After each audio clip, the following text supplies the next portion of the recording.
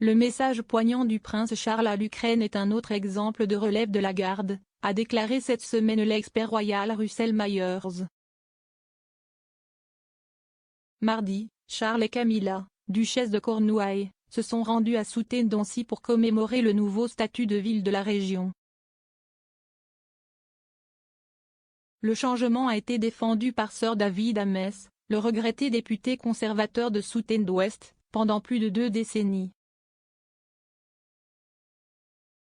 Le prince de Galles a remis les lettres patentes, au nom de la reine Élisabeth II, aux mères Margaret et Borton lors d'une réunion spéciale du Conseil.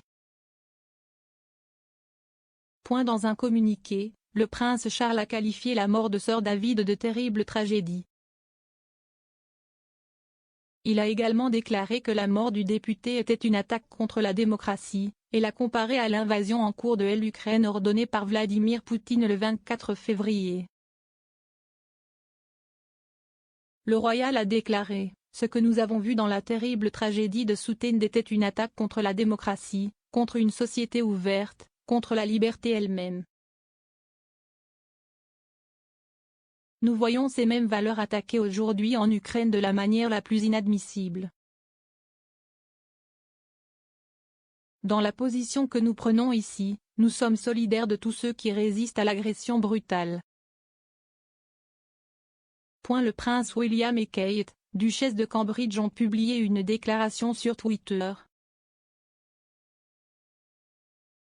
Il disait, en octobre 2020, nous avons eu le privilège de rencontrer le président Zelensky et la première dame pour connaître leur espoir et leur optimisme pour l'avenir de l'Ukraine. Aujourd'hui, nous sommes aux côtés du président et de tout le peuple ukrainien alors qu'ils se battent courageusement pour cet avenir. Les hôtes réguliers de Pod Save the Queen sont Zoé Forcey et le rédacteur royal du Daily Mirror, Russell Myers. Cependant, dans le dernier épisode, M. Myers a été rejoint par le photographe royal du Daily Mirror, Ian Vogler. S'exprimant sur les récentes déclarations, M. Myers a déclaré dans le podcast d'hier, « C'était assez intéressant, le langage de la déclaration de William et Kate par opposition à Charles patauge vraiment et qualifie l'invasion de brutale, disant non seulement que nous étions solidaires avec ceux qui résistent l'agression, mais parler de la façon dont les valeurs sont attaquées. » Il y avait eu des appels pour que la reine fasse une déclaration, bien sûr, elle souffrait de Covid.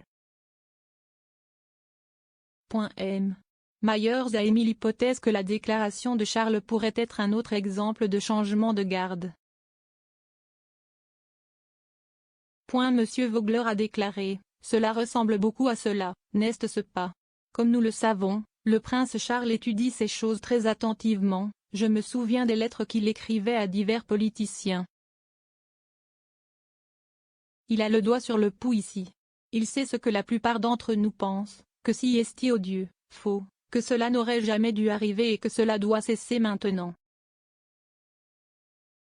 Quand il y a une guerre et que des armées étrangères arrivent, je pense que la reine a parlé dans le passé.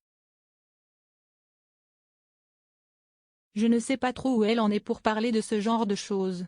Si est bien de voir le prince Charles prendre position.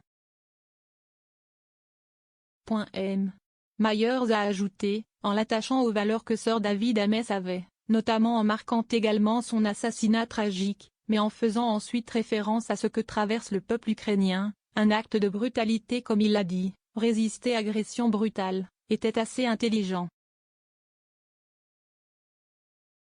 Le prince Charles et le prince William ont tous deux entrepris des engagements royaux alors que la reine se remettait de Covid-19. Alors que le prince Charles et Camilla étaient à Southend, le duc de Cambridge et son épouse Kate se sont rendus au pays de Galles pour célébrer la Saint-David. Les deux couples effectueront des tournées royales plus tard ce mois-ci. Le prince de Galles et la duchesse de Cornouailles se rendront en République d'Irlande, tandis que le duc et la duchesse de Cambridge visiteront le Belize, la Jamaïque et les Bahamas. La reine est retournée au travail après s'être remise de Covid et de légers symptômes de type rhume. Mardi, Sa Majesté a tenu des audiences virtuelles avec les ambassadeurs d'Andorre et du Tchad.